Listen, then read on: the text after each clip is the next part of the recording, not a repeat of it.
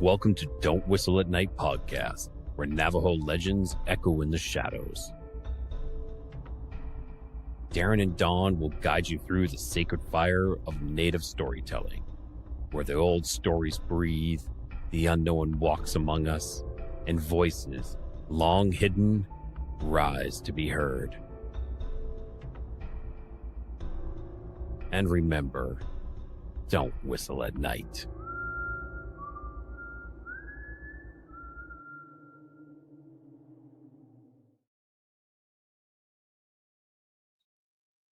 Hello, everyone. Hello. Welcome to Don't Whistle at Night. We are broadcasting live on the United Public Radio Network on 107.7 FM in New Orleans. I'm your host, Don Yazzie. With me, my co-host, Darren Yazzie. And if you're joining us after Sean Kelly's Into the Night, welcome from Don and Darren. And thank you, Rai Voss, for that intro. Thank you for that, brother. And here's Darren Yazzie. Everybody, what is up, Darren? Hey, what's up, guys? We got a new background. We're live in Willy Wonka's Chocolate Factory, one of my best children horror movies. So, as for that, we got another treat for all y'all. This is one I'm really looking forward to. Again, just like all the shows, people that we have on. This one comes from Hawaii, so the islands.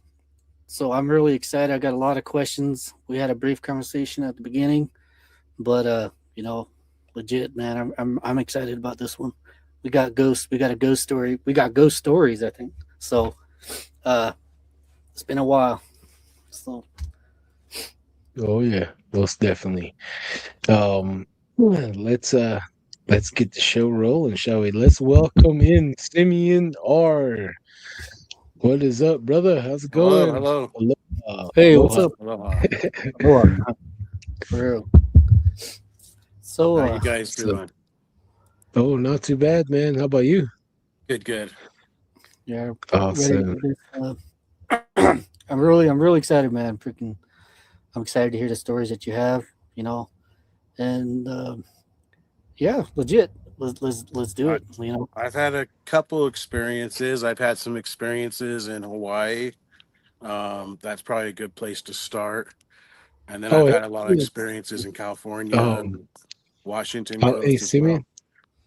Hey, Simeon, why not? Let's start all the way back from the beginning, and then you can work your way to the present, if you don't mind. Yeah.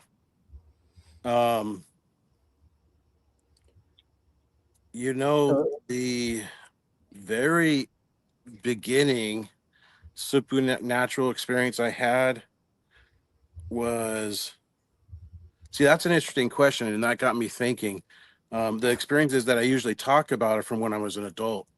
But when I was a kid and I was about 7 or 8 years old, I remember sleeping on the couch and waking up and seeing someone standing there.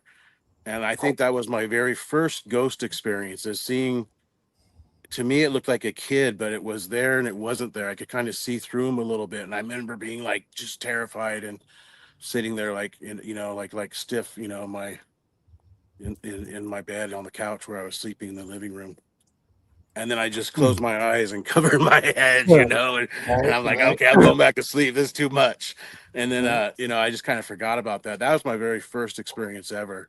And it's an interesting question, why some people have these experiences. And I don't know if everyone does, but I know that I've had them since an early age. And that was, You talking about a child, seen a ghost child. I think Don and I were talking earlier. He just brought that up too. Him seeing a spirit of a younger boy. Not of this era, maybe Ice Age. So wow, yeah. So, and that's an interesting thing too. Is like what age are they at? These spirits that we're seeing. Are they? Are they recent or are they old? Mm-hmm. Yeah, so you could tell it was from the Ice Age. That's cool. Yeah. What was that there?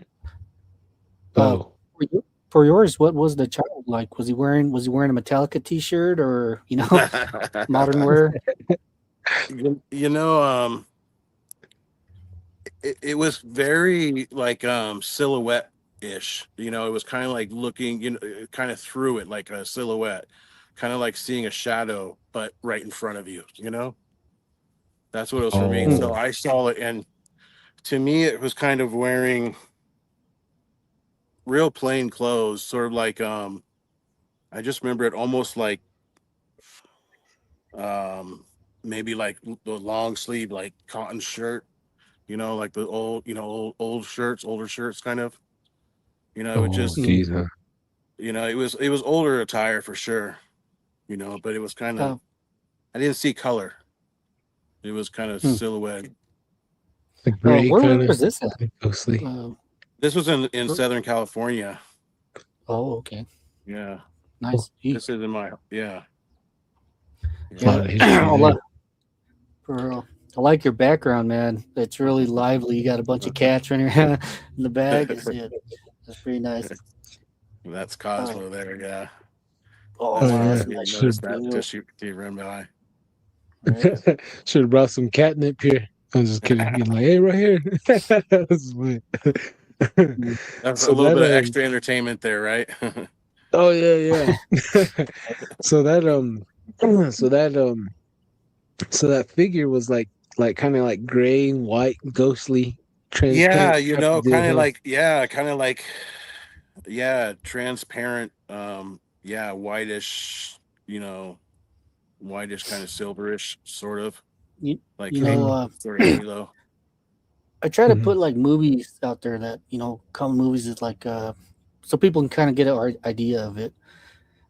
For me, I get the idea of Ghostbusters, the first one where they see the librarian. She's just kind of Right. uh, See through. like Yeah, that. yeah. Yeah. Yeah, So kind of like that, but even less. I think in that movie they made it so you could really see detail. mm, For me, it yeah. was just very dimly lit, very, it was there, but it was like a shadow sort of as well. You know what I mean? So it was Wow. very dimly lit. Mhm. Um, and again, I was just like, I didn't want to be Yeah. seeing it, so I Yeah. closed my eyes. I didn't know what I was seeing there at first. And I think that's an interesting topic, that Mm, I don't know if, we talk about these supernatural experiences, and it's funny that we talk about these things outside of a normal experience, that it's Mhm. not something that we're used to having anymore. right. We don't talk about anymore. It's become myth or lore. But I don't think I ever prescribed to that. And maybe that's why I had experiences. Um, Yeah. and Yeah. and this is a good segue, I guess, to the Hawaii stories, because that's what I was doing in Hawaii. Is that it was after hours, and me and two buddies decided to hike up this mountain ridge in Oahu, and sometimes, I've heard the stories of the night marchers and all, but I didn't um, think that I would have an experience with them. You know, not that Yeah. didn't think it was real. I didn't think I would have an experience with it. Um, but have you guys heard about the night marchers in Oahu, in Oh Hawaii? yeah. Yeah. Yeah. Yeah. We So talked about it, Don and I, and uh, that's why I was kind of really excited, man. I have like 20 questions running through my head right now, and uh, one of them is you talk about you threw the blankets over your head. Did you just go straight to bed afterwards? Like just like nothing happened, you just crashed right out? no, not crashed right out, but just tried to fall asleep. Just kind of Oh closed my eyes and just laid there till I fell back to sleep. wow, that's another interesting aspect too. You see something and then you just kind of just play it out. Then you go like lay down, like wake up, like Well, what happened? What was that about? right, right. So Like I woke up because I had I woke up like just feeling something was off, and I opened my eyes and there's some kid right. staring at me, in the middle of the night, and I don't know why I was sleeping in the living room, but I was sleeping on our couch in the living room. Hmm. Maybe it was because we had a small house back then, and my brother and I Uh, shared a room. You know, did any of your other brothers or your other family members talk about seeing a ghost, or what was your family's aspect of like the spiritual? Uh, my mom was really open to things. She was really liberal minded about that. You know, she came from the '60s era, and oh, people were becoming more open about things and talking about things. You know, nowadays on the internet, people talk about everything, and you know, geez, with AI, you can see whatever you want to see. You know, but right. growing up, um, before internet and before AI, it was all stories and word of mouth, and our family was pretty open to it. I would say my mom was pretty open to it.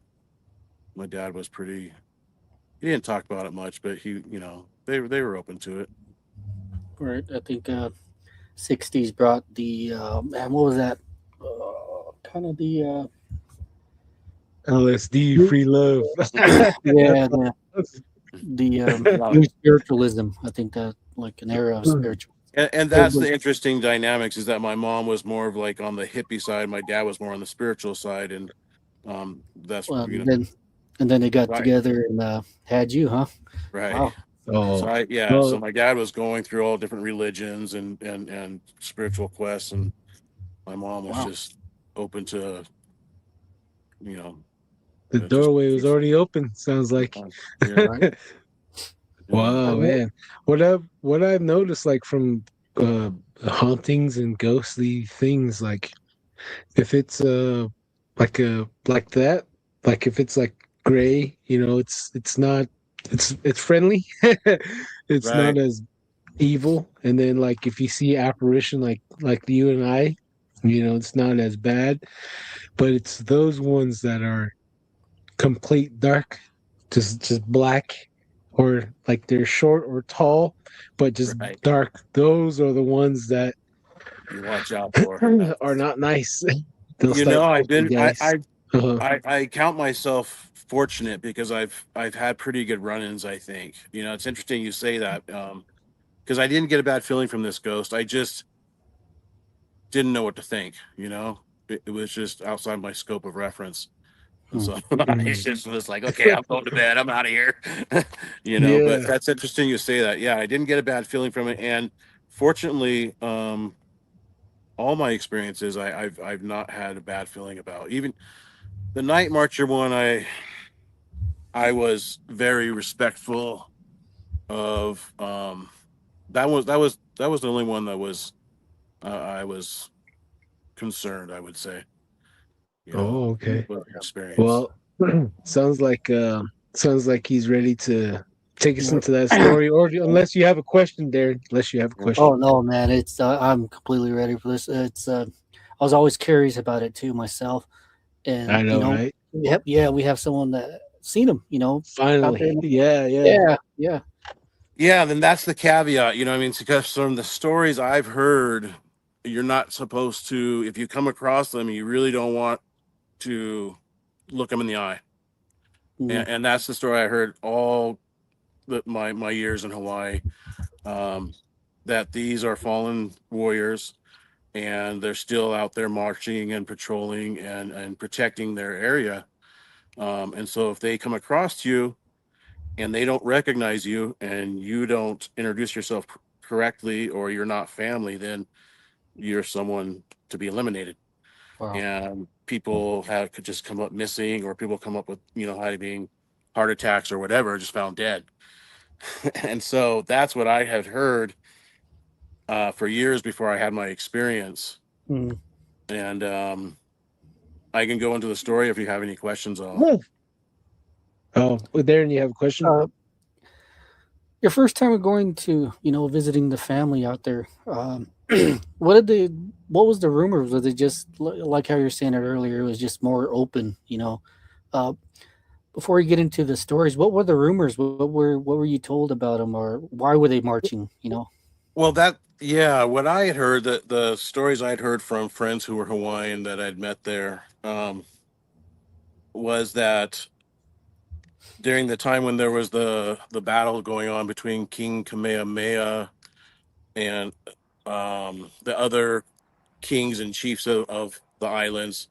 Um, what happened and what happened in Oahu is that the warriors they battled, um, and they pushed them all the way up the mountainsides and up in the islands. You have these very steep mountains, and then on the other side of the mountains, it's straight down cliffs. They're called the polys, and so the warriors battled all the way up, and they wouldn't surrender. And so rather than surrender, they went over the backside of the cliffs, and they all perished. Whoa. And so these are fallen warriors that um, still are marching and still patrolling these mountainsides and still trying to protect, still protecting them. And that's the stories I had heard. And so if you were not related to these warriors, or you were not family, or you didn't, introduce yourself properly, then they would do what a warrior does, and they would take you out. Wow. Those are the stories I had heard. Yeah. Do you ever hear anybody talk about, just like you, about what we're going to talk about? Have you met anybody that actually said that they seen them before you seen them too? That's a good question. No, I really hadn't. I hadn't met anyone who actually talked about coming across them, or just heard stories. The stories passed down. Right. Yeah. That's What was your probably another idea? reason. Oh, Well, that's no, probably another reason I was like thinking that I would never run into them. I was thinking maybe more. It was maybe more something of the past. Yeah, you you just answered the question I was going to bring up right there. What was your aspect? What was your idea of these? Yeah. These boogies out there. Yeah, I figured it was something that had occurred and that they had been, but I figured, well, it's been a long time, and really hasn't been too long. But I was kind of in my mind, as a 20-year-old, I'm thinking, oh, it's been a while. These spirits have probably moved on by now. All right. I didn't doubt Yeah. that it was happening. I just, didn't think it would happen to me. Wow. Yeah. Well, that's usually how it happens, man. No one plans any of this. So, now without further ado, let's get back to that day. Let's go to the morning. What did you eat? What was your This was a long time ago. Yeah, no, this was a good 30 plus years ago. And so I just was going about a normal day, and my buddies and I, a couple buddies and I, we like to get together and play music. And so we decided, hey, let's trek up into the mountains here behind our house. And there's a nice little park and then pathway you could go up there and sit on some picnic tables. And so we did that. It's after hours, so we had to park outside the gates, and then we had to hike just a little bit up the road and to where the park is at. Norfolk Pine Park is what it was called, I believe. And we found a nice bench, and we sat there on that bench. And it's kind of cool because it's on the mountaintop, right? So there's no houses around us, and we could play music and make noise and have no worries. And it only takes about 10-15 minutes maybe to get there from where we parked our cars. And we sat down, unpacked our instruments, and I started playing for about 5 minutes. And where I was seated, I could look over to my left, and I could look over where the mountain kind of dropped off into the valley. And I was just sitting there and enjoying the view and watching the stars and getting into the groove. And I was playing some drums, some hand drums, and I think that was the calling right there, was trying to call them in. Because I'm sitting there playing some rhythms, and all of a sudden I'm seeing this star glow brighter and brighter. I'm like, huh, that's interesting. And after like 5 minutes, it's getting bigger and bigger and bigger. And next thing I know, it's actually on the mountain ridge with us. And I'm like thinking to myself, this is not right. There's something's going on here. And we'd been there for maybe 20 minutes, 30 minutes at that point. And we usually would, go on for a couple hours. And I looked at my buddies, and my face must have been pale or something. But I said, "Hey, we're out of here. Let's go. Let's pack up. We're out." And they looked at me, didn't even say a word, and just packed up, and we were out of there in seconds. And by the time we got from the benches, the picnic table, to the paved road, that light was within 20 or 30 feet from where we were. And at that point, I could start to smell the torch. I could smell it. The night Whoa. marchers were known for carrying their torches. And I could smell the flame. And I'm like, okay, we're booking. And because I didn't want to have to cross paths with them, is what I'm thinking at this point. And so now we start down the paved road. And interesting enough, it kind of, like I said, it was about a 10-minute walk, is all, 15 minutes maybe. But as the road went down the hillside, the mountain kind of was up above the road a little bit. And that torch flanked us the entire time down the road. And I could see it out of my peripheral, and I would not turn to look at it because then I didn't want to take a chance with what might happen, because already I was having this experience of having this light come up on us and now smelling a torch. And my buddies must have been having the same experience, because we didn't say a word and we were getting out of there as fast as we could. And the funny thing is, we all jumped in the car, we booked it out of there, and we didn't even talk about it. We just, I mean, we were like, what was that? I don't know. That was it. We just took off and we were gone. And, the odd thing is back then we didn't talk about things much like that when they would happen. You just kind of let it go. And that was it. That was close enough for me. Right. Well, there's always that thin line between myth and, reality. And, you came across it, this. So you said it was a star. Like, I thought it was a star at first. I'm thinking it was a star because I'm seeing something glowing out in the distance. And, but, was it in the sky, or was it on the? That on the was mountain? the odd part about it. Yeah, it's like I was looking out over the valley, from the mountaintop. There's valleys that go down and back up, and you can see from ridge to ridge and over. And it looked to me as if it was hovering in the air above the valley, in between the peak I was on and the next peak. Well, so that's what's your idea of a possible UFO encounter like that? That's crazy. That's a good question. I don't know, but my mind felt it. I smelt the torch. Yeah, that's one thing that I brought up too. Man, kind of getting chills. Just you see something, then you smell. Your body reacts to whatever this paranormal stuff is. It's really odd. Even the smell. It's how those people say they smell like cologne or or Right. cigarettes. Right. Man, it just breaks a whole nother level. Yeah. Talk about stuff like that. How close was this flame with you guys? When it came, when we were on the road, I would say it was probably within 20 feet of us. 15 to 20 feet was the closest distance it was to us. And again, it was I never thought of it being anything other than a torch, because in my peripheral it looked like the size of like a baseball or softball, sort of glowing and following us. But again, I didn't dare take a good look at it. Right. There's a couple of situations I've been in that same spot too. Yeah, I think it was like downtown Tempe or Tucson. There's like a drug addict. Story short, he had his reproductive organs inside a clear cup, and he's had his thumb out. And wow. Yeah, and my brother was driving. I was on passenger side.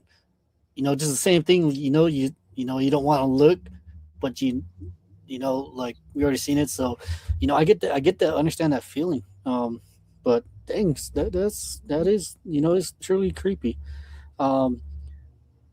You said you were carrying your drums. Did you carry like the whole drum, like the whole setup, No, or The I'm like? a hand drum, percussionist. one little Yeah, so drum. I had Oh, some congas or yeah. I was something like thinking that. like, man, this guy's carrying all No, these not a kit. just No, drum just a set. did you backpack. Just a backpack. did you have dreads in that whole deal too? You have to have the dreads to match with the drums. I'm just playing. I don't know if I did or back then. I don't know if I did back then. or Maybe. even better, man. I do like music too. I'm a avid music listener myself. Well, what were you You guys know what's playing? What interesting was is the my later experiences were around music too. My first Bigfoot experience was involving music as well. Wow, even better. What? What were you playing the drums We were during playing, that? yeah, we were playing all kinds of drums that Wow. night. Yeah. You might need to record this Drums. and see You what we might can need get off to. there. You have Yeah. I had some to buy some drums there. pretty good music ability right there. So who knows? Who knows? Oh man. Wow, that's really interesting. That is really interesting. You kind of I hate to say the word summon, but it's kind of a coincidence. You play music and then you have uh Experience. Yeah. yeah, Yeah. yeah, just Well, stuff like that. I I wouldn't say summon is it, I don't think that's Yeah, yeah. the I experience want I to use had, the way that I because I was playing the music just to be playing the music, and we were all playing the music to enjoy the music, and have a mm, good time. So that was the reason for out there and making music. And the I'm not sure with the night marchers, but with my Bigfoot experience, I think that um it was a mutual enjoyment of that moment, mm. and that's why the experience happened, you know. One thing about Bigfoot is I was always told that the creators sang and these Bigfoot were dancing to existence. So who Uh, knows? Maybe these Bigfoot are average music lovers. Yeah, and that's, I So guess, what I'm trying to uh, get to, and what I'm trying to say is I think that, like, the experience I had with Bigfoot, it was definitely he was enjoying the moment with us, with the music we were making and the experience we were having. Um, I guess I could jump right into that story.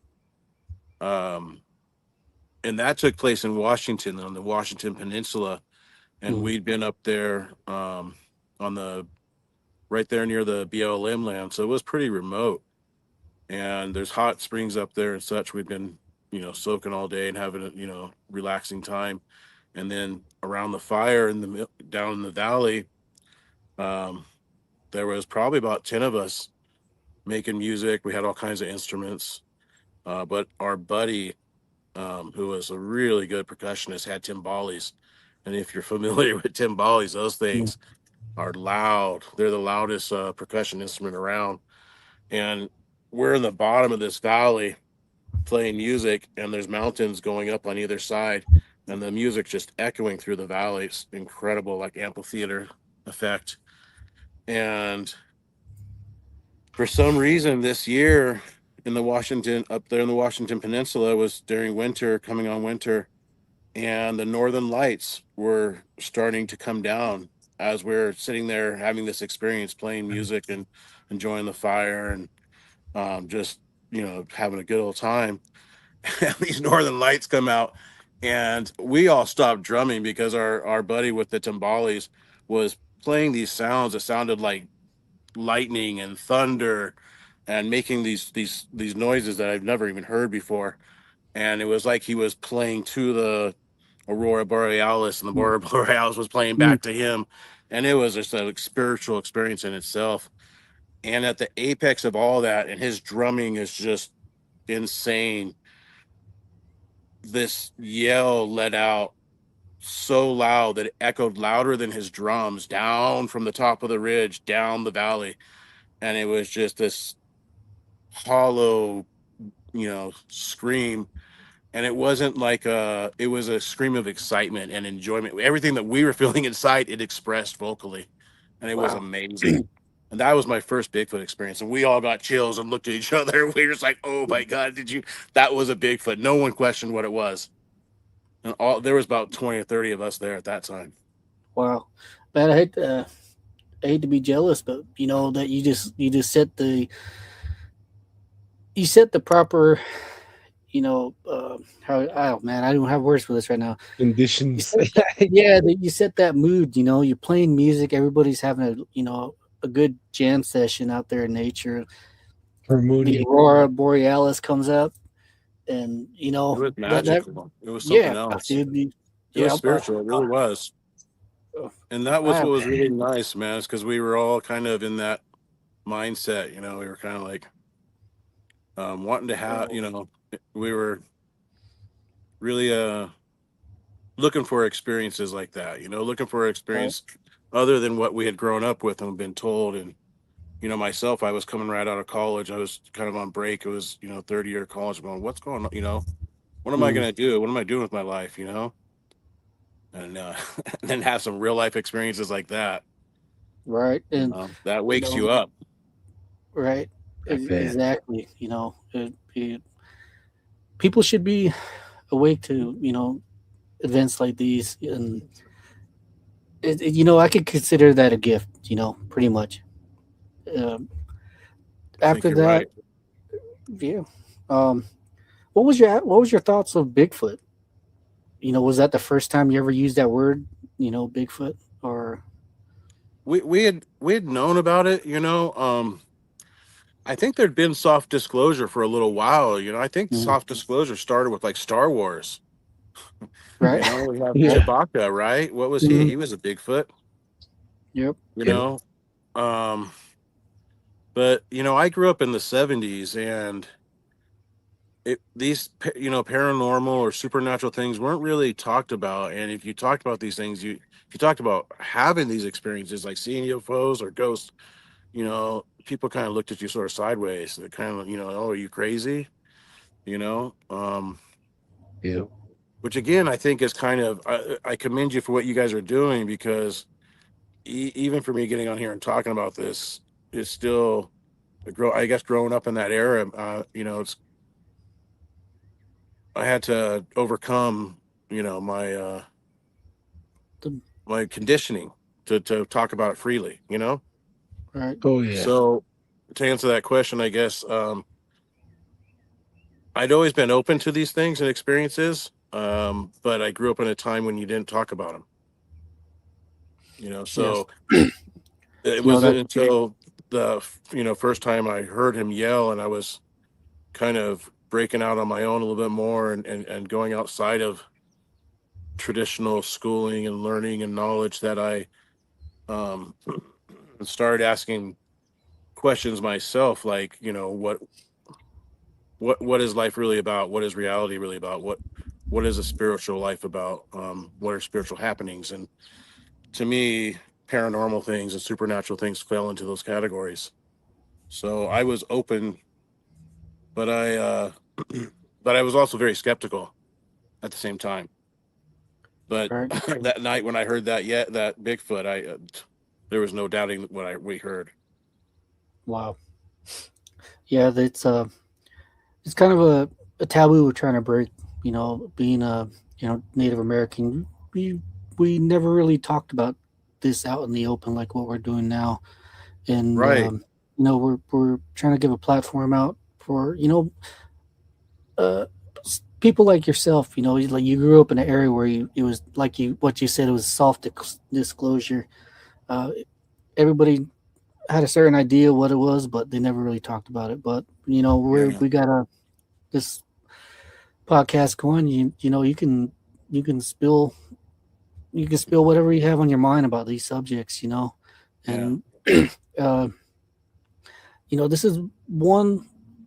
Maybe this is probably the first time I ever heard of a Bigfoot reacting to music. I heard, which is really unique, and it kind of piques my interest a bit more. Maybe Don, the next time we go out, we can put a nice jam session on out there, in the woods, and see. For real.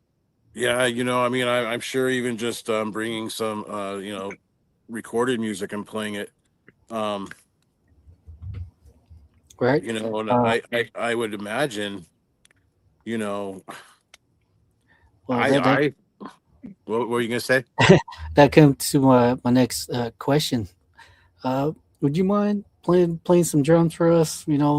So yeah, yeah. Just go back to the night you were at the Hawaii.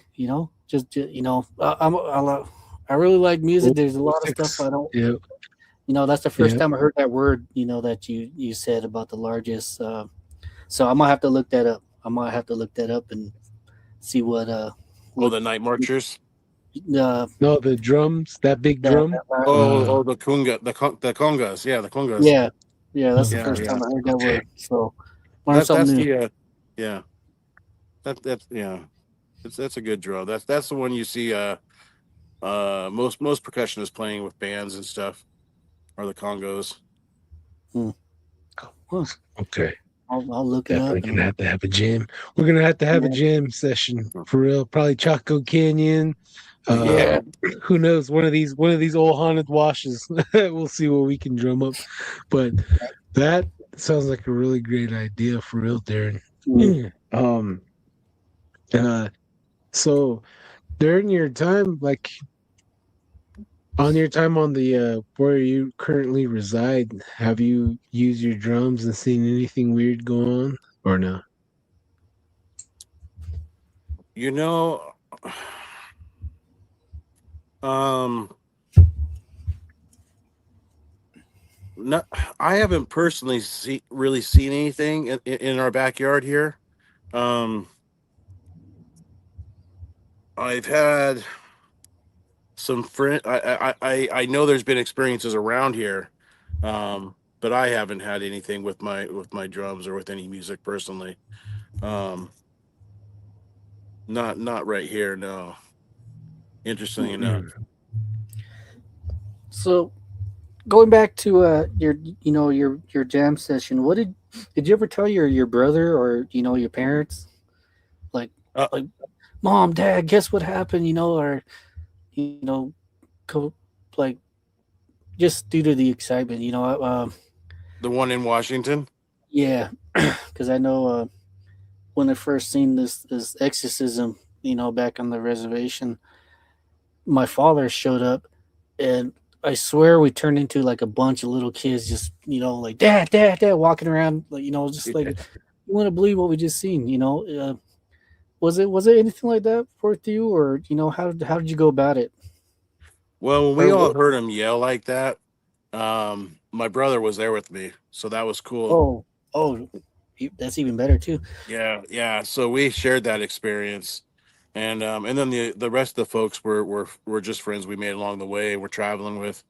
Um, so we yeah, and he had the same experience. Again, it was that experience was undoubtable. I mean, there's just, and I guess that's how most experiences are. There, when you have it, other people might question you, but you don't question what you experienced or what you heard. There's Right. nothing that can make that noise that loud and at that time, um, with that expression, all of it. You could hear it in its voice, the excitement that it was feeling, that it was sharing with us. Mhm. That was really cool. Well, It is. that is a pretty cool experience. You and Bigfoot just enjoying music out there in the Yeah. woods. So, And I think, if you think about it, I mean, he's been around for a long time, from what I mhm, understand. He's been around longer than our species, and so just like animals and nature enjoy hearing our music, undoubtedly Bigfoot's gonna right. enjoy that, and I'm sure. It didn't even occur to me until you were mentioning it. Like bringing some music out and playing some music. But bring out some of the songs from those areas and play those songs and see what happens. That Yeah, would be amazing. you know what Gotta go that back. yeah, go back in time. What Right. just you talking about that just kind of put the chills in my body right there. Just like, wow, I never thought of that either.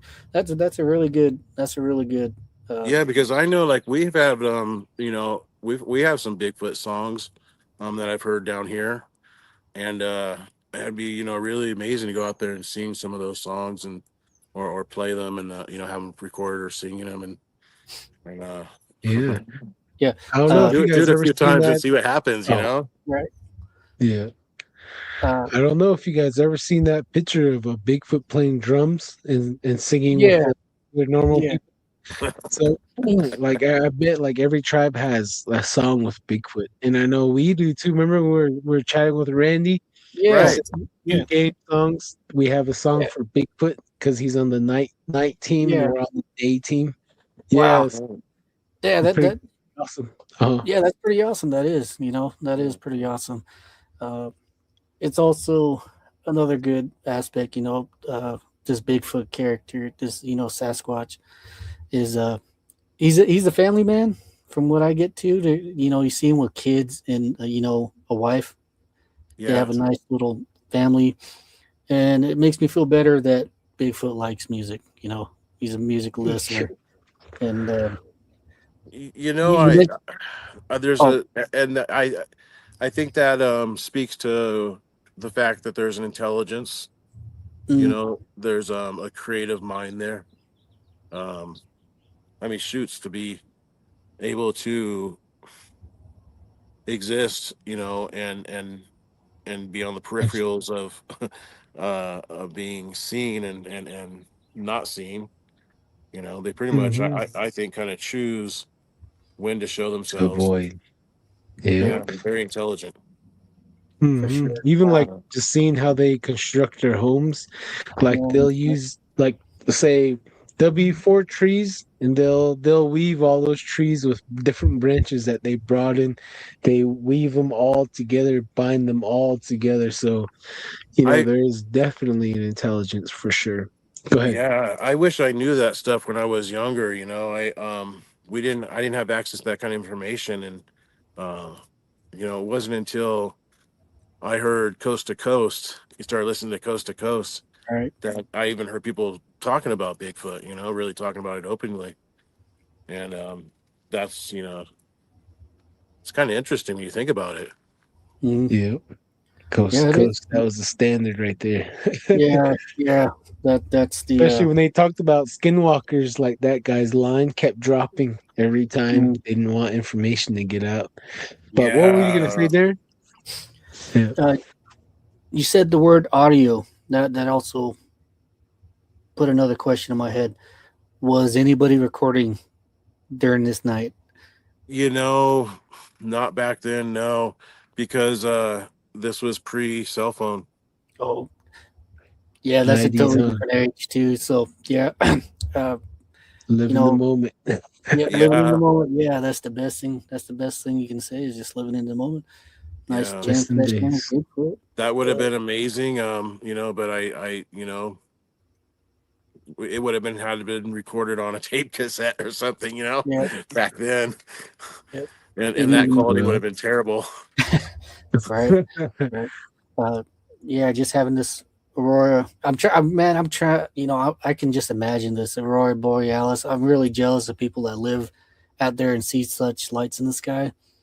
Oh man, it It always. usually doesn't make it that far south. It was a Yeah, unique winter. We were really fortunate. That's why again it added to the yep, uniqueness of it. last time I yeah, seen it, um, was not too long ago. We can barely see it, just the red, but as a child, I could see green, I can see multiple colors, but that's the last time I ever seen the northern lights like that. I've never seen it like that ever since then. Probably because all the carbon, all the pollution. I think that's why it's stopping. And at the same time, the poles are shifting, so we don't know what's gonna happen soon. That's another, yeah, That's it. oh yeah, that's a yeah, whole nother topic. For yeah, real. Another can of worms. yeah. you know uh, s- but Thinking go ahead. about that, the northern lights, that's a lot of like electricity and electromagnetism, huh? Yep. You Yeah, think about smacking the that. whole uh, gravity of the world type deal. Yeah, there's some tribes that say that you're not supposed to whistle at them. And when you whistle, they'll come down. They said they'll leave the sky and come all the way down to the ground like a cloud, like a fog, and they'll be looking around, see who's whistling. The Aurora Borealis will do that. Right. Really? That's what the story is that you heard. Yeah, yeah. Wow. I thought you heard the same thing, but that's from multiple tribes in Canada, and there's multiple reasons why you don't whistle at night, and that's one of the things to whistle at night to the northern lights, because they'll come down and they'll take you away.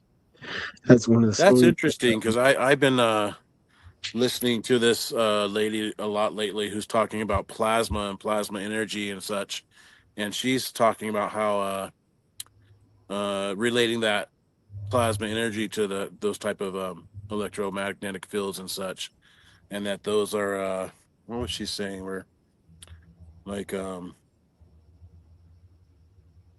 could take form like that, like you were just saying, like come down like actual like entities and take you, you know. She was like kind of referencing them, kind of. I believe she was tying them together with the story of like the Anunnaki and such, and Right. saying that it was just an interpretation of plasma energies. You know, those Oh, those yeah. conversations that we really like to have in person with someone. You know, like Right. yeah. Who do you remember who lady this is? I'm really curious now. You know. Gosh, I'd have to I can't remember her name. I apologize.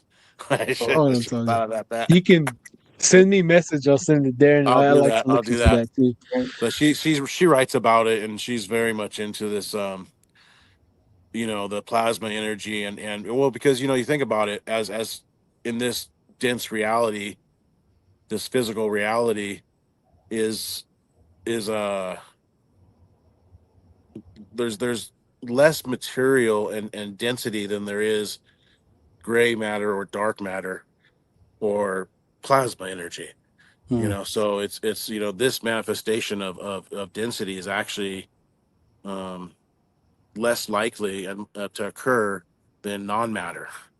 And so it's I don't know, it's It's that's creation in itself, you know, reality in yeah. itself is Mm. is something. Well, you Mhm. know, that's why I think we called it the great mystery, right? Yeah. Right. We Few words really stuck out when you're chatting there. Manifestation, plasma, and one word that ties that all together is um coming in and out of our reality, because I seen multiple UFOs on the Navajo Nation that were like a metal spear or a classic UFO, metal shining, giving off light, from the sunlight or whatever, and then it would light up like a plasma, and then like a ball of light, and then just disappear. You know, so that I just saw plasma. You know what I mean? So all that stuff. Yeah. So I've yet to figure that Plasma, out as well. orbs, UFOs, they, you know, I mean, they're all like you said, I mean, they could kind of go into each other. One, they're one and the same, Hmm. you know. Interesting. you Yeah. know that you said the word plasma. You know, I think I would use that word to define my ghost experience when I was a younger kid, because it was just raw energy. Pl- that's the best way I could put it with plasma. Just raw energy being Yeah. expended, and uh, there's no other word. Other I try to define it too as I don't know if you ever worked in a metal factory or anything. You see molten metal, and then you just see the light that it gives off. It emits that just raw energy. That's Right. another way I can put it. But plasma, I like the word plasma too. So yeah, Yeah, you know, and it's a word that we use, you know, pre 1900s, I think a little more. It was referred to as ether. Ether is another word right. for that energy, that primordial energy or dark energy that we don't see. That is really like a creative force, you know. Mm, But yeah, everything. Mm. we How to digress. say it? Everything slips into the ether. That you see smoke and then it goes off, and that you would define that as breaking in down of energy and slipping into this ether. So, wow, man, that And yeah, and these paranormal experiences, supernatural experiences seem to happen in these energetic areas and places, you know. yep. Oh yeah, just like the Navajo Nation, the Exactly. Southwest. Yeah, Yeah. Mm, And then if yeah, you get a lot of people like the Navajo Nation that are like-minded and understand how to work with energies, yeah, yeah, you can. I think probably the mhm, best place to go in Arizona would probably be Sedona. I think that it's just a hotbed of uh, what would you call new age, new age spiritualism, and basically on a giant copper block out there, and it attracts so much. I hate to say this word, but it attracts so much kind of like weirdos, It Uh, does. Yeah, I can, of course. yeah, Just like Mount Shasta, right? right. But oh there's a reason. There's a reason why, it's because it's again, it's a ley line. It's where these energies cross, Mm, and it's where a lot of activity occurs. So yeah, if you can align yourself with it in these areas and align your thoughts and your prayers and such, you can. I think that's why a lot of these churches and these groups can take advantage of people, and unfortunately, is because they can claim that it's they have something to do with it, when really it's the areas and it's your intention, it's your prayers, it's your thought, your manifestation that you can mm. make happen in these areas more easily, I would say. That's yeah, my thought on that. Oh no, and yeah, it's perfectly welcome here, man. I like the exchange of ideas and talking about subjects like these because it puts a lot more questions inside my head about what's really this world. What are we truly living in? Do people kind of refer to as a simulation? And if it is it just each individual, or are we all just living all together, just trying to make sense? And basically what we're doing right now is just talking about what this is. Where are we? Who are we? Yeah, deciphering our experiences, Mm, and that's why when I was invited on here, I was at the same time I was a little nervous. I was like, it's good to share these stories because they're not out there, too much, and we need to talk about this side of life too. right. It's so easy to get caught up talking about who we are as far as related to our work or other things Mm, in our lives, and we don't take time to have these story time anymore. You know, in yeah, Hawaii they call it sitting down and talk story. yep. No, there's no better place than to sit around a campfire and just talk about Absolutely. life. Talk about it and forget the rat race and how much gas is and all that jumbo. Just sit Right. down and mhm, better and like just play music and talk and laugh and be what life is meant to be. Yeah, So yeah. yeah. Yeah, and going back to the ley lines, the grids, I think it's because like all the volcanoes, empty caverns, the tunnel systems, all that, I think it really does play a role in it.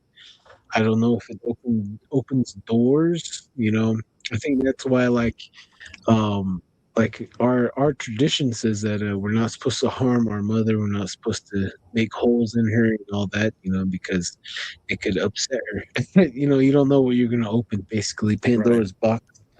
And Mount Shasta is a very, very special mountain. It's one of my favorite mountains because I used to live on Hoopa Indian Reservation back in Nam, and that's where you had your one of your encounters, huh? Yeah, that's where I had my first visual encounter.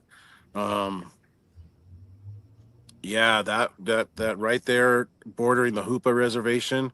We were in Wichipec, and my brother and his wife and their daughter, who was about two, I would say at the time. Um, we all lived together in a cabin on top of this mountain in Wichipec, and um, that area out there is desolate. We had Yeah. one neighbor on that entire mountainside, and that was it. And to get from the valley bottom where Wichipeg town was, and then start going up hillside to get to where the cabin was that we were caretaking. That was about a 30 to 45-minute drive up this mountainside. And so we were in remote country out there. And funny enough, again, pre-internet, you know, we decided to move to Northern California because we wanted to kind of, you know, try to meet more people who might be similar to us. And you know, I didn't even realize that we were in Bigfoot country when we moved up there, you know. And so we move up there, and lo and behold, we're in the, you know, Wichipec is about, if you don't know, it's about 30 minutes, maybe 40 minutes north of Willow Creek. And Willow Creek is where the Patterson films come from. Mm. And so that's Correct. that same, you know, area is where I had that first experience with physically seeing Bigfoot, running face to face into Bigfoot. Wait. You you said you ran face to face with Bigfoot? Is that? Well, I mean, within 100 yards or 100 feet or so from me, yeah, I saw, yeah, up there in Wow. that mountainside. Yeah. Simeon, lead us into that story. Yeah. He's kind of Yeah. stopping. Like, wait, did I Pretty hear good that right? Oh, yeah. Go ahead. Man, roll us into this Yeah, one. So Jared this hasn't was, heard the story, but yeah, yeah, go ahead. okay. This was after. So this was after we heard, my brother and I had heard Bigfoot, you know, scream in Washington. This was probably 2 or 3 years later, and now we're living up in Wichipec. And again, like I, you know, if you when you look it up on the map, even today, it's like I mean, logging is the only thing they really do up there anymore, and it's remote. And we were living in this cabin that we found out about from a friend in Willow Creek. Um, we kind of needed a place to stay, and he said, yeah, you know, they're looking for a caretaker, and so we said we'd do it. And uh, again, remote. We're living on this huge mountainside. Hoopa Reservation is our only neighbor, and uh,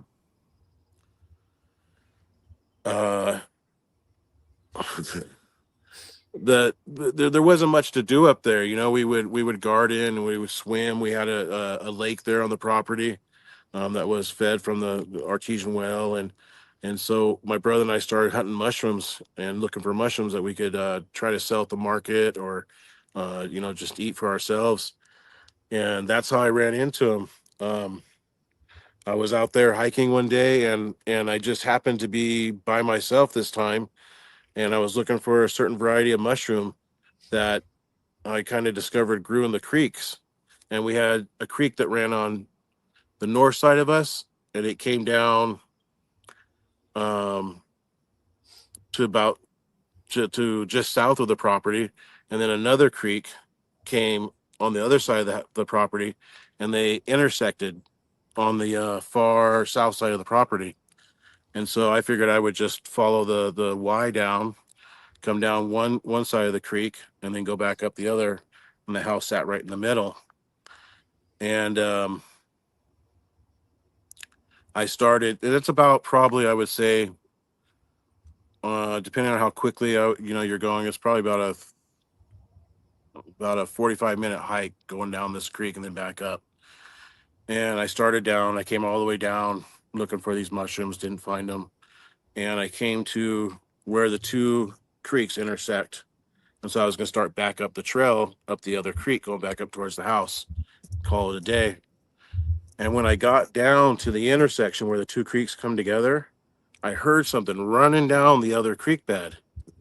And so I'm thinking, okay, what's this coming down the creek? And we had two dogs, so I figured, okay, it has to be our dogs because they're barreling down the creek, and nothing else could be running that fast. And so before I turn the corner and I'm hearing this sound, I decide I'm going to play a little game with the dogs. Then I'm going to just stop. I'm going to wait for them to come down, and then when they get close enough, I'll jump out. And that's what I was thinking, right? And so I'm hearing this sound coming down the creek, and I'm hearing it's just making all kinds of noise. And I'm like, God, these guys are jamming. They're coming down fast and furious. And I could only see so far. I could see about 100, 150 feet away from me before it turned, and I couldn't see anymore. And there was kind of a big boulder there. And as soon as the noise got to where it would be in the opening where I could see, it stopped.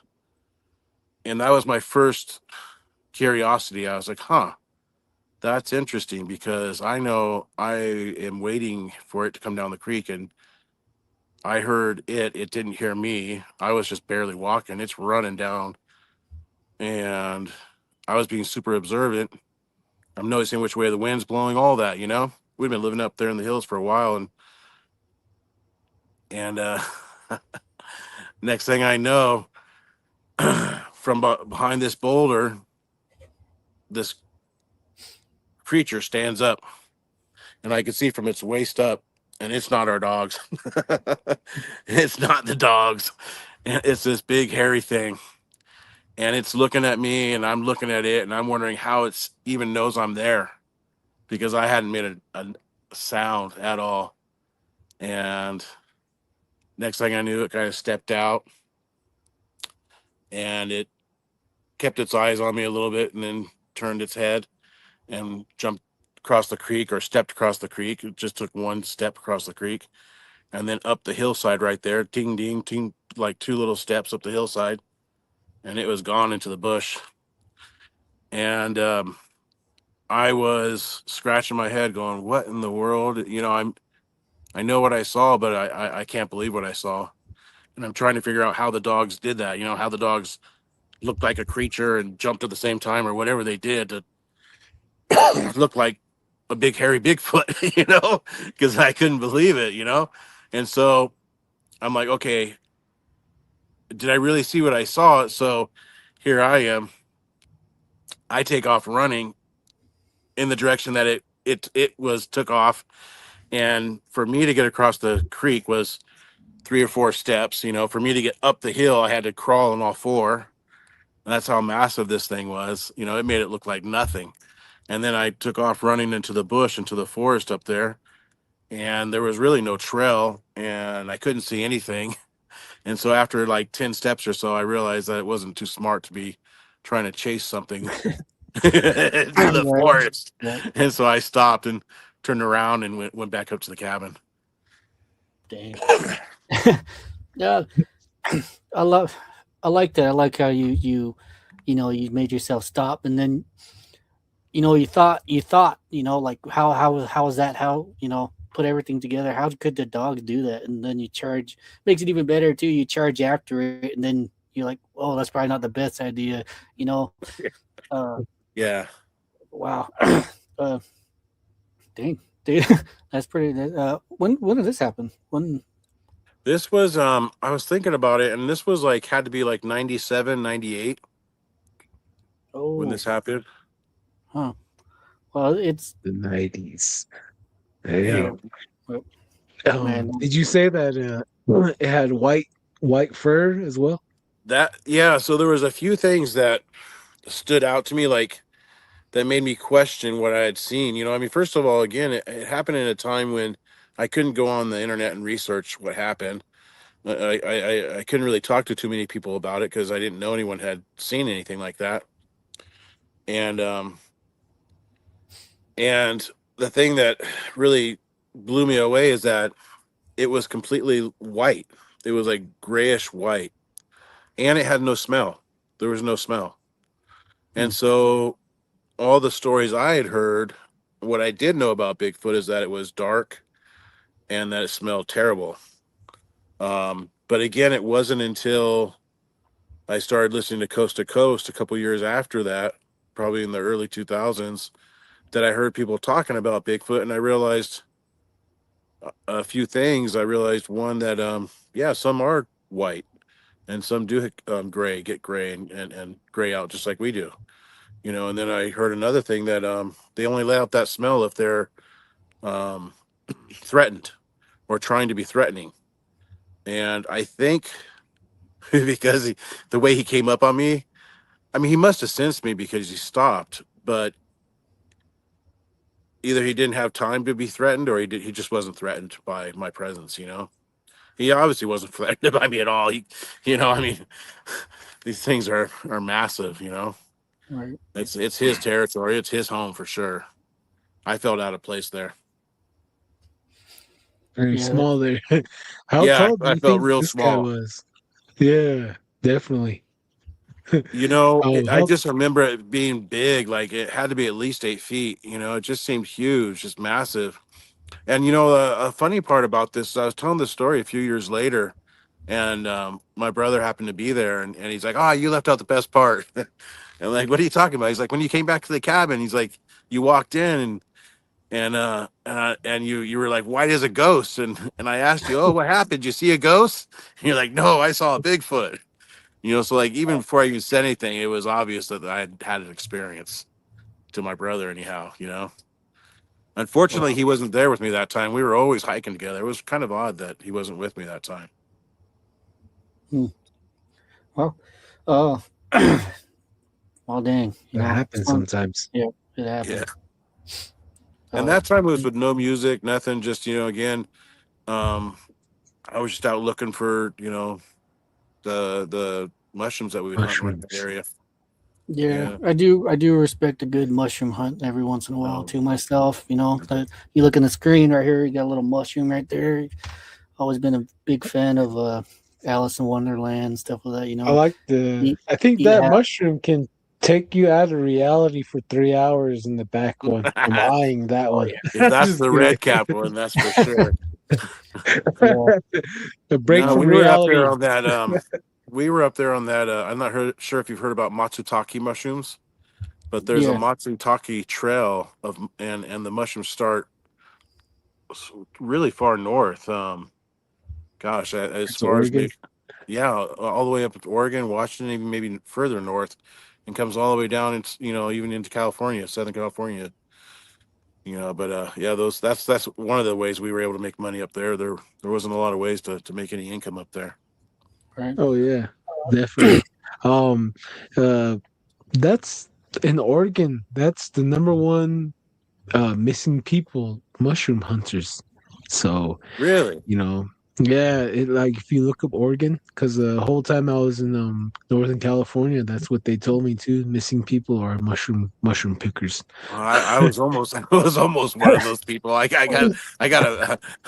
was out hunting those mushrooms one night and or one day, and it turned into night because I found a trail, and it just that's I think why people go missing, is because you get further and further into the forest, and the further you get, you start picking up the trail of where they're growing, because they're a network, and it's like hitting, it's hard to stop once you start finding them. Right. And then you keep on going. I went all the way to the top of this mountain. By the time I got down, I was lost. I was so lost. It was pitch dark. Can't tell where you're going at all. I almost didn't make it out of that one. Oh man, sheesh. Well, you have an amazing encounter right there, and you're here. You chop it up here with us.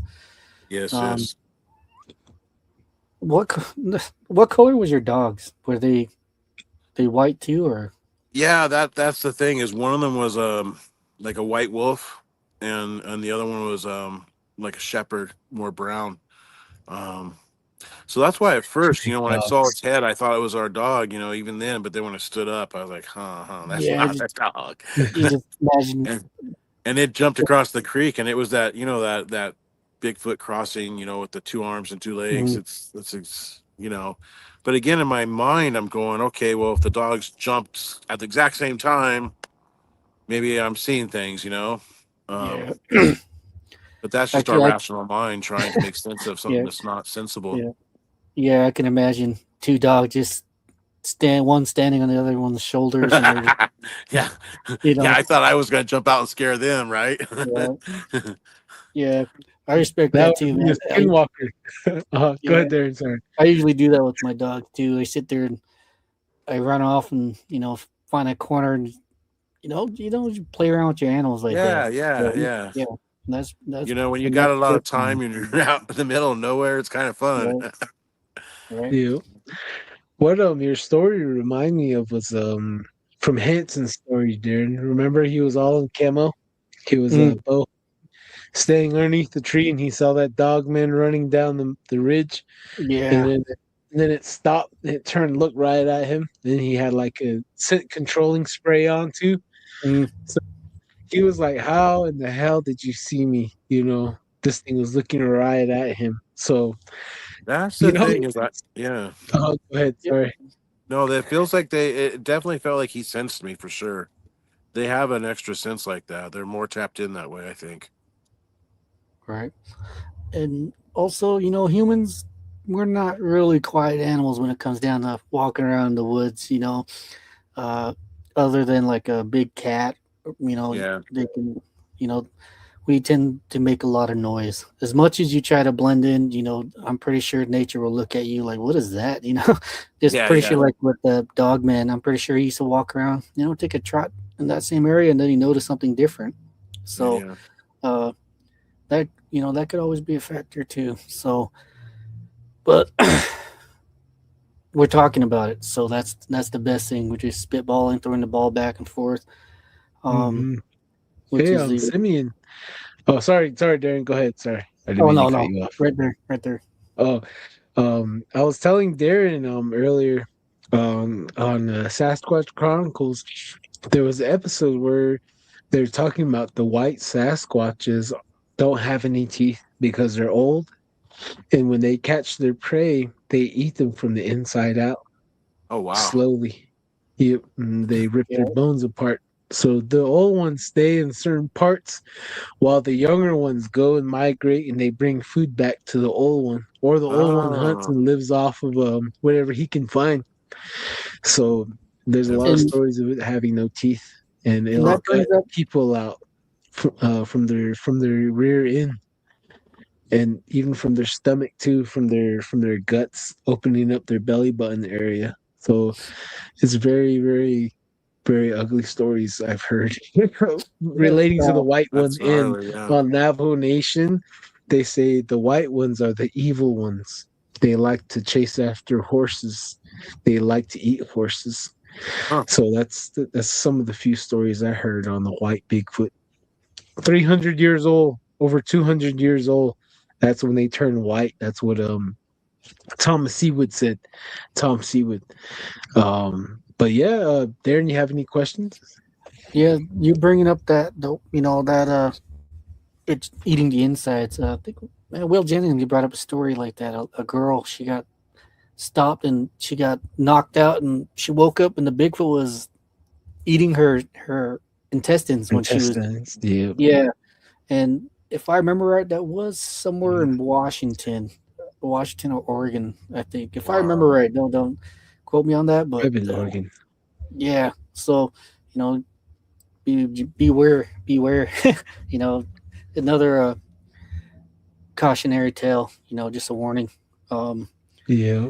other than your jam session Bigfoot, there's others out there that are pretty brutal and uh, I, I've started to hear that lately too. That there's different species and different types of Bigfoot out there, and some are not friendly. Again, like I was kind of saying earlier, I feel fortunate that I never felt threatened or intimidated. I mean, if that dude wanted to come down and make lunch of me, he really could have very easily. I mean, with how right. quickly he was moving and stuff, and how I don't doubt he was old because of the color of his hair, but he was fit and um, he moved just He's fine. lengthy, huh? Yeah, he's Lengthy. massive, just muscular, massive, and I just remember how his stride and how fast he was, and I So it just felt just like to carried me you that if off. he wanted, uh, what's that? oh, I was saying he would have just carried you off like nothing, Yeah, man. If he wanted to, he could have just taken me, yeah, for lunch, easy, no problem. But he chose to go around me. Really, is what he did, because I was downstream of him the way he was wanting to go. So he went up into the bush and around. So He gave me my space. After I chased it for a little bit, I gave him his space. Um, Oh man.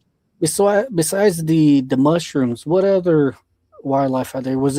Can you imagine anything being able to live out there?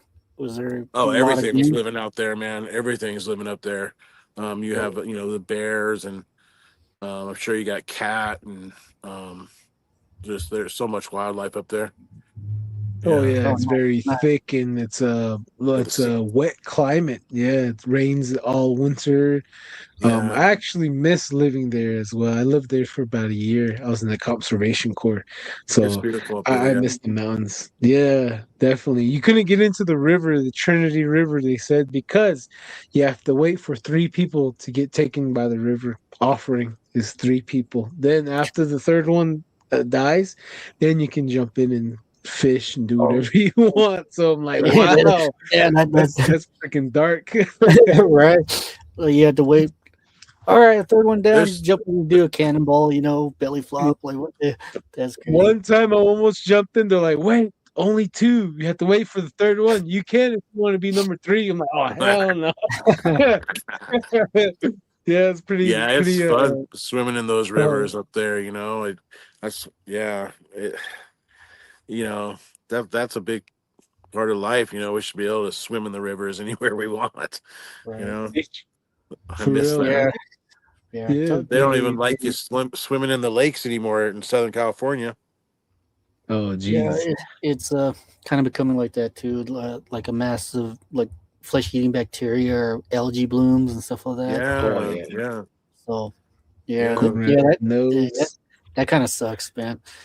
Oh Especially man. being out there in the desert, water is such a rarity, and it's always a pretty good gift to jump in a pool or jump in a lake and just do that Nirvana baby, just sink to the bottom. Just yeah, you can't really do that out there. When you can, it's fun. So, uh, Yeah, for sure. so Simeon, you're married into the Southern tribe in Southern California. What was that tribe's name again? Your tribe?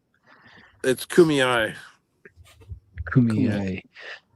They have that drawing, the pictograph of the Sasquatch, right? When he's like this with the eyes, or was that at the other tribe near you guys? Um, that might be a neighbor tribe. I'm not familiar with that drawing. Oh, I'll send you that one later. But yeah, And we have stories down here, and we have sightings down here. Um, yeah, we've had sightings on our res. Yeah, can Oh you not yeah, tell not us some of that? Oh, go ahead there. yeah. I was gonna say that if you don't mind, you might, or if you feel comfortable, sharing these stories. there, there was I mean, I can briefly say what's interesting to me is that probably like around 30 to 40 years ago were the what was when a lot of when he was being seen a lot around here. We have some like apple orchards and stuff like that, and he'd be seen down there picking fruit and stuff. My mother-in-law actually saw Bigfoot in the backyard, looking out her back window. We're up against a mountainside, and she looked out there, and he was right there in the backyard. Same with my, one of our cousins. The same place, that house. He was seen twice there by my mother-in-law, and then our cousin when he was like around 10.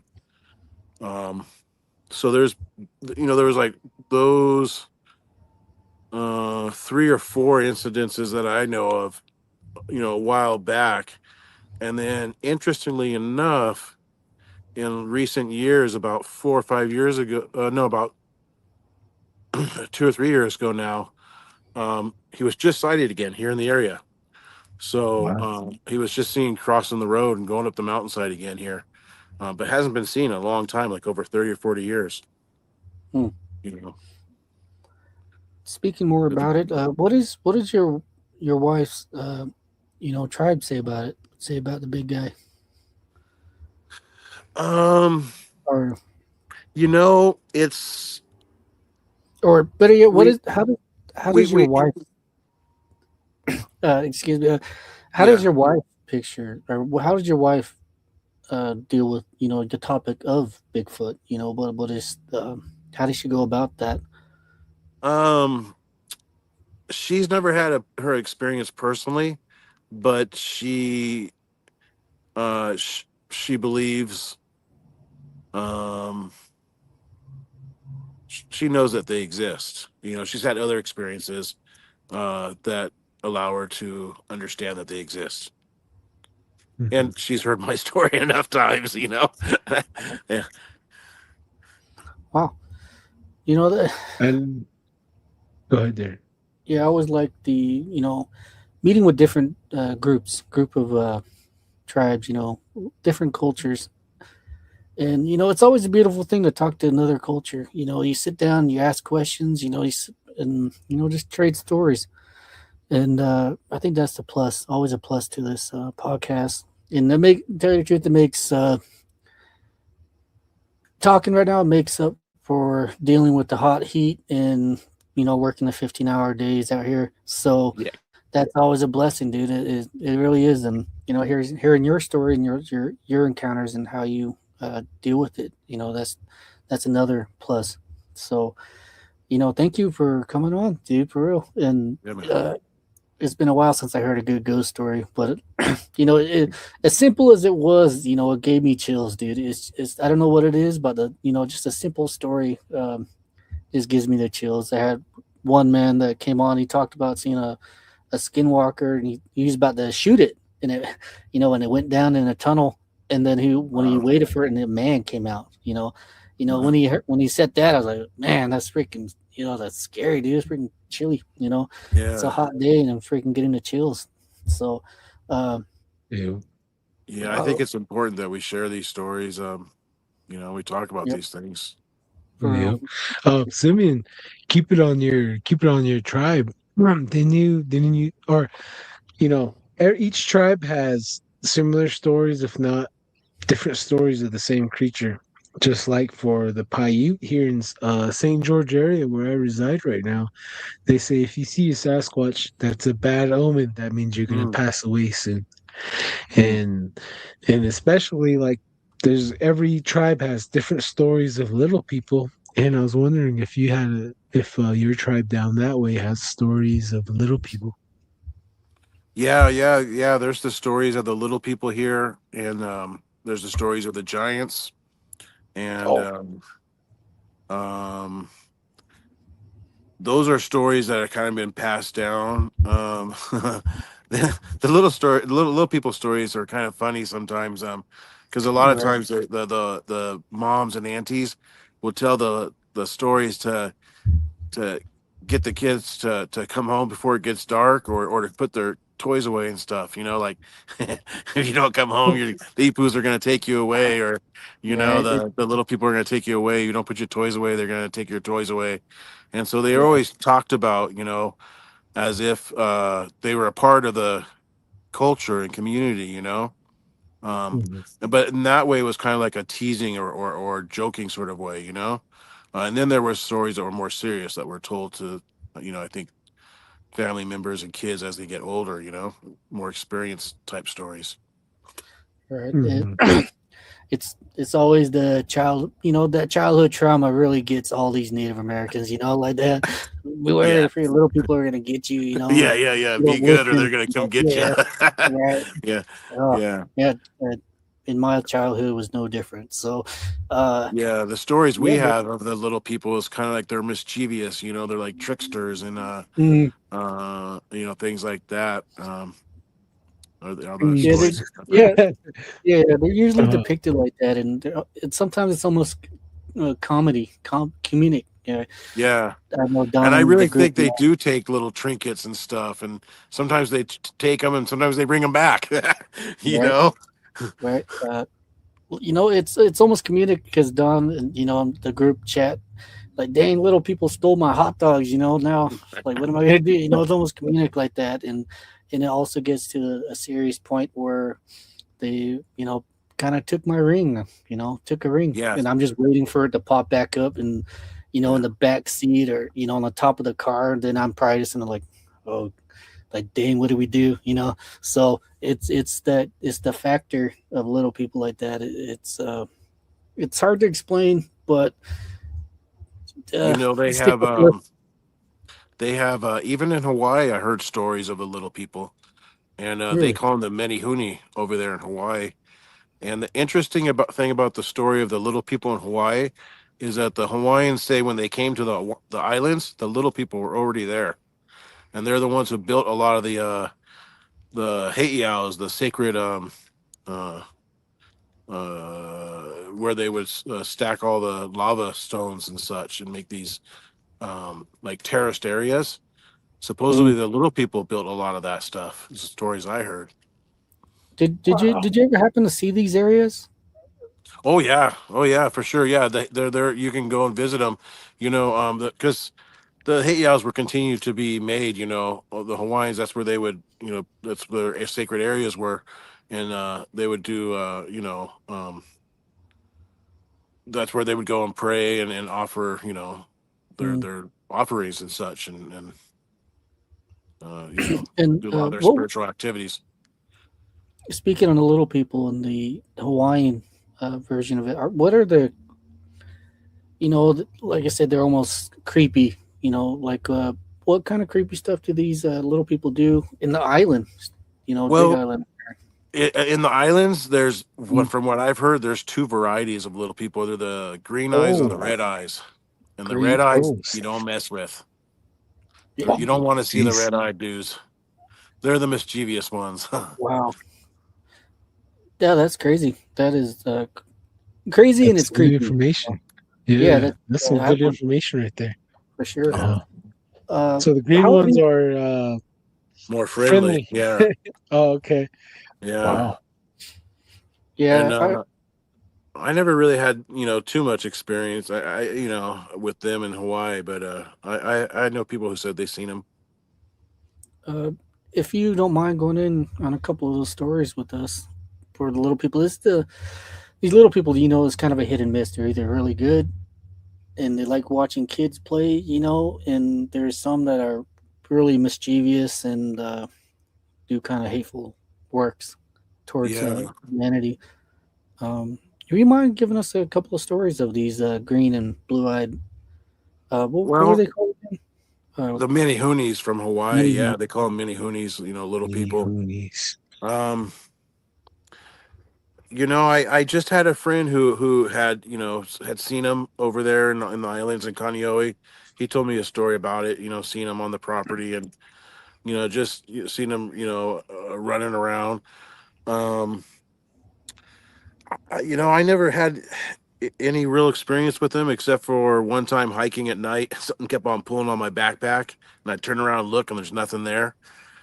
So Yeah, that's typical little people behavior right there. Right. yeah, and I could tell it was something small because the angle it was like pulling from down, like down low on the backpack, and then pulling me down at like a 45 degree, and it was a good tug, like I'm climbing up this hill and and I'm turning around, look, nothing there.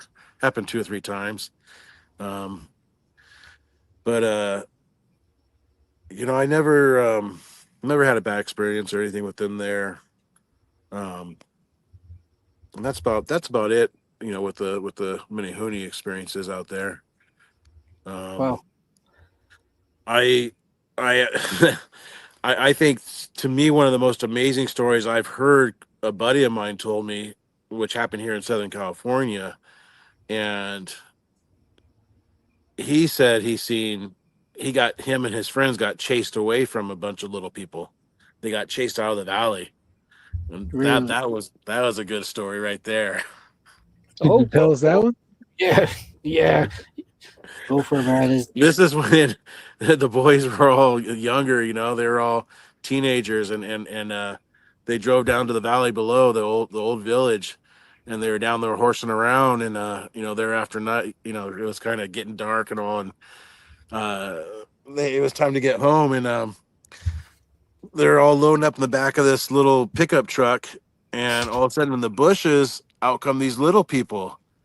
And I'm like, Oh, nah, you're joking me. He's like, yeah, no, these little people came out. He's like, the thing that was strange though? He's like, they look just like us, but they were smaller.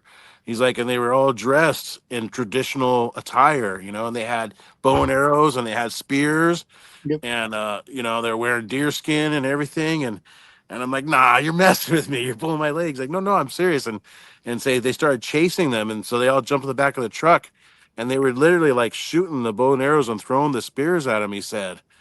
And they got back up to the top of the res, and they were all just couldn't believe what happened. He says they looked on the bumper, and there was the spear was stuck in the bumper, and they took it out, and they had it that night, and they were all looking at it and playing with it and showing each other and showing other people, and they put it in this box. Woke up the next morning, it was gone. Oh my gosh. You know that Ooh-wee. So they actually that's had that artifact there for a minute. right. Wow.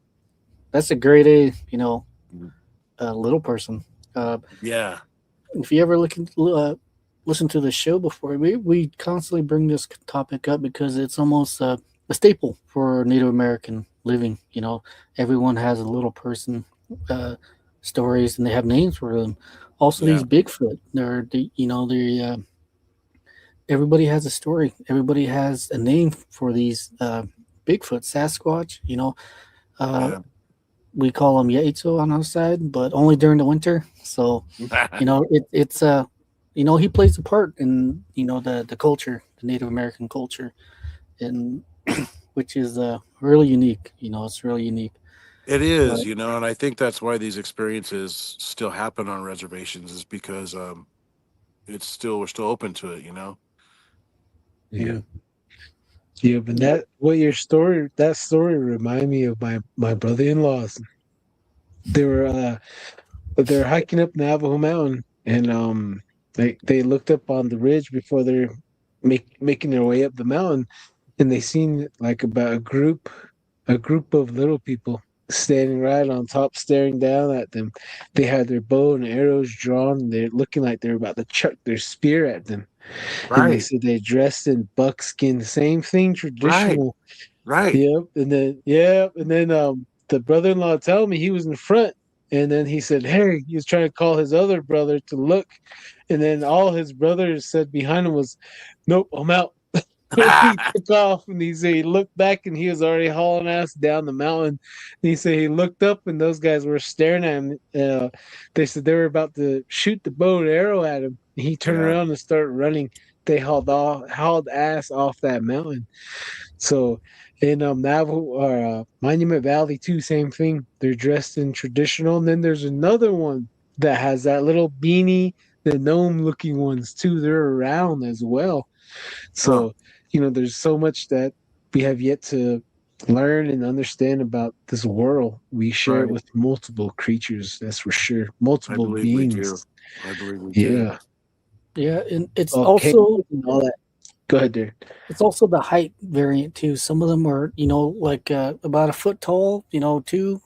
Uh, they had one that was told to me though. They said it was about maybe 3 foot tall, little person. Yeah. And what he was saying was, I don't know if you ever seen that video ugly film, the Cannibal Holocaust. It's Mm. yeah. If you would look it up, you'll see the Brazilian tribes out there. He said it looked just like that. They had really bushy hair, and they're he's covered. Just had a loincloth on, and was walking with a spear. And that it kind of varies with different tribes. Even out there in my neighbor tribe out there in Zuni, they talk about little people too having villages inside in the ground that Right. our guests talked about too coming across. So Yeah. whatever they are, they're there. That's the best way I could put it, and they're part of the environment. And at the end of the day, I think they should all be respected. Even Bigfoot. Right. So And I think that kind of leads right into my feeling about it, is that we've had relations before with these creatures, a lot of these creatures, the Bigfoots and the giants and the little people. And I think that memory has been erased, or they've attempted to erase that memory from a lot of our, of our different areas. They've tried to rewrite the history. Yeah. Yes, and we've almost got a cultural amnesia, about these things. So appreciate you guys, talking about it, because I know, like, even here, it's the old guys, the old folks, the elders don't like to talk about these things as much. It was more taboo, and Hmm. but it's, I think it's important to bridge that gap between nature and supernatural, and and even nature and ourselves. right. Yeah. Western thought tries to put us outside of nature. Why is that? Why they try to disconnect us from nature? So we don't have these Real. experiences and these awakenings, these understandings. You know, I You think know that could be a part of it. that I applaud that too, man. I totally agree Mhm. with you, and that's one thing we try to do with we actually we're going to do with this podcast is take back the stories and take back or the culture, That's and amazing. uh, That's great. yes, sir. And I'm truly happy to be part of it, you know, uh, Mhm. and for the radio station out there too, for giving us a good platform, and Mhm. not just to have people, understand or background of what we're going through on a daily basis on the reservation, but also meeting, you know, a gentleman like that has all these stories, and you're married into the culture, which is good, as life. That's how life happens, and that's how life will continue. You know, Yeah. marriage and to, uh, mingling of blood, and you get to understand the culture and be part of it. Even the whole nature side too. Right. That's something I really want to fight for. Is you know bring back the human and nature side, not the human and the pavement and the grocery store listings, and you know uh, Right. and Exactly. thank you. Yeah, thank you for coming on, and I Well, I learned a couple of appreciate. new words off talking with you, and I'm gonna look it up. Probably won't be able to spell it out, but yeah, technology. I'll use the little Voice mic on there. command. Yeah, Yeah. so I'll look it up, Yeah. and uh, I'll look it up, man, for real, and I'll play some of these songs out there, and we're I'd be actually interested to hear how that yeah goes. we're actually Oh, for real. doing a In these haunted canyons. yeah We'll see yeah what happens. we're actually doing Go ahead. putting a documentary together, and we shot one part, but we're definitely going back for, man, it could be a part two, part three, part four, or do a whole little docu series about the whole area out here. But that's a great idea that you gave us right there, and I'm gonna do it. Amazing. For real. Hey, I'm really serious. yeah, you got get a fire going and get some music going. Maybe burn some cedar or sage, and you Yeah, know, yeah, Oh, invite them that's in, not. invite them in. right. Say, hey, Sounds like a I want plan. to talk. Oh Ease. Let's yeah. relate. Yep. you know, Kumbaya together right here. Yeah, yeah. even Oh, seeing that, for I real. might even look up like old. I hate to do this, but like old cavalry marching songs, and Jeez. see what that would Trumpet. do. Yeah, it might. Oh man, I might piss off like a great Hey, grandfather. we'll not try it. It's We'll not try yeah, it. get kicked in the butt by my Well, great grandmother. Who knows? But uh, that's a great idea, and that's something I want to do. So Mhm. uh, yeah, thanks again for that. Yeah, yeah, Simeon, appreciate you coming on, man. Darren and I, every second that we had you on here, we appreciate it, and especially the knowledge that you dropped on us, and a different way of thinking, and maybe some new methods that we're gonna try. And I have a feeling it's gonna be great. Just hit the drums and send out good vibes. That's the only thing we can do is play the drums. yeah. Sing some of your songs. You guys have Yeah, your songs. And sing your songs or play some of those songs. And yeah, yeah, I cool. imagine you have some good results, especially with your intentions. You know, Right. For real. Yeah. Mm. We just might turn into Lord of the Flies and just dance around like the Jonies around the fire or something. Who knows, dude? As long as you're having fun, man. Right. Hey. That's all that's part. We're gonna be holding hands with the fox and coyote, dancing naked with them around the fire. But as long as we don't transform into owl, I mean, we won't go that far. I'm just kidding. But Simeon, my brother, All welcome right. to the family. You are officially part of the Don't Whistle at Night family. I'll send you the link to the show as soon as it's available. From me and Darren, I'd like to say thank you again and for your time. It's spent here and it's spent well, and we appreciate that. Darren, you want to say anything? Oh yeah, actually, I unknowingly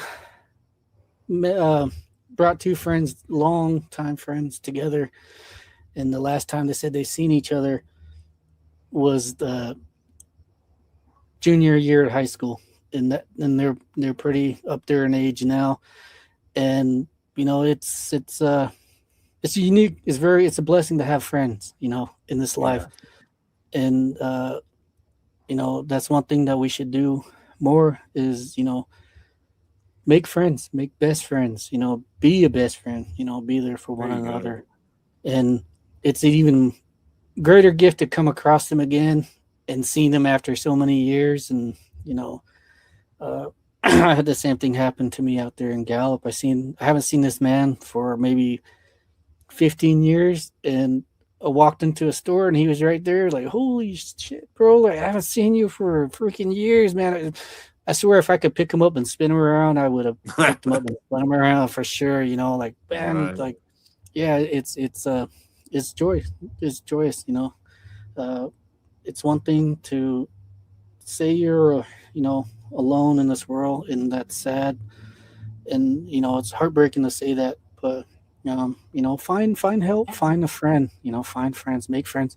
You got your friends right here. If you have any ideas later on, hit us up and we'll try it out there. And, you have your friends right here at the radio station, the UPRN. So, thank you for listening and, being part of the family. And if you have ideas, we'll trade them, we'll trade ideas. And I like your background, bro, for real. I apologize. It's all dark now. No, I love it. Yeah, got to see the sunset right there. Seen a little, what is the cat's name? Cosmic? Yeah, Cosmo. Yeah, Cosmo. Man, that's a real nice. That's a real nice cat name. I like that. Definitely. Thank you. Yeah. Thank you, man. Yeah. Simeon, is there anything you'd like any last shout outs before we close the show tonight? Just appreciate you guys having me on here, and I'm just grateful to share these stories, and of course I'm grateful for my wife and my family here and our community, and all the experience I've had these years with them and our shared life together. And I really like what you said that about friends. That's what it's about. It's about these relationships we make along the way, and I'm grateful and appreciative to have the experiences I've had and live the life I've had and be together with my wife for almost 30 years now. It's been an amazing journey. So trying new things outside my comfort zone like this, and meeting you guys, it's been good. It's been really good. Appreciate it. That's about it. Yeah. Hey, Simeon, thank you. It really has. I learned a lot.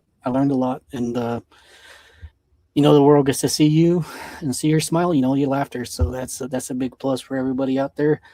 And hit us up if you have stories or have ideas. We'll trade it. That's the best thing we can do. And you have your friends out here. Or better yet, you have your family out here, dude. For real. So, yeah. Heck yeah. If I go to California, I'll hit you up, Simeon. And likewise, if you come out to the Four Corners, hit Darren and I up. We'll take you to some good places and see where you can drum up. That'd be fun. I'll make some music. Most definitely. Most definitely, brother. All right, guys. Well, you have a good night. Looks like Oh you yeah. as well. Thank you. Thank No, you thank for you. coming. All right, I'm going to close the show right here, guys. Okay, so thank you for tuning into Don't Whistle at Night. We have been broadcasting live here on the United Public Radio Network on 107.7 FM in New Orleans. From Simeon and Darren and I, thank you guys for joining us. You guys stay safe and stay beautiful. Beautifully weird, that is. And make sure you guys all don't whistle at night. You guys all have a great night. Thank you. Thank you. Good night.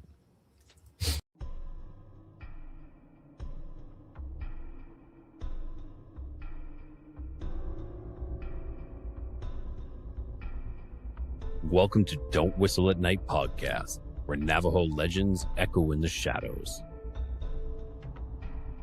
Darren and Dawn will guide you through the sacred fire of native storytelling, where the old stories breathe, the unknown walks among us, and voices, long hidden, rise to be heard. And remember, don't whistle at night.